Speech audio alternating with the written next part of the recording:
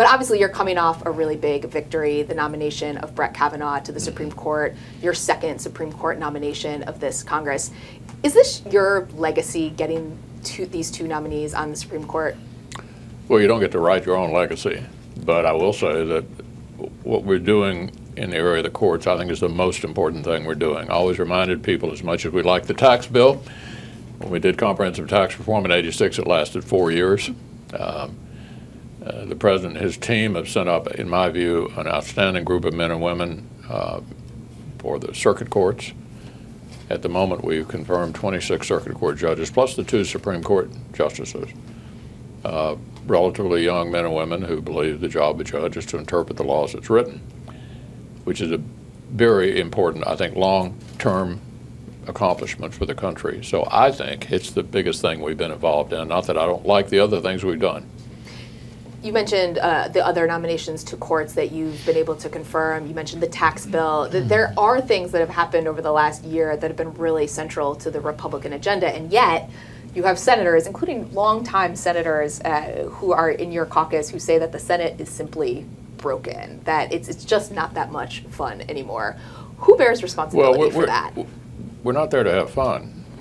By any objective standard, this has been an extraordinarily accomplished Congress, from tax reform to regulatory reform, modification of Dodd-Frank. And then we've had a significant number of bipartisan moments. I don't mean to put you guys down, but when we do things together, it doesn't seem to be particularly newsworthy. The same week we were in this titanic struggle over the Supreme Court, we passed an opioid bill overwhelmingly. We passed a 5-year FAA extension, which hadn't been done in years. All covered by the Associated Press. Yeah, no, I'm not saying you're not covering it. It's just not as, this is not a put down, but it's just not as newsworthy when we do things together that are important. Of course, the most significant accomplishment in terms of just the functioning of the government, we actually funded 75% of the discretionary spending of the government before the end of the fiscal year. That hadn't happened since the 1990s. But you must hear from your colleagues, because they do say it publicly to us, that they do feel like the institution is broken. Well, it's not broken by any objective standard. I mean, it's okay to have big fights once in a while. We have big differences. We had big differences over Obamacare and over taxes.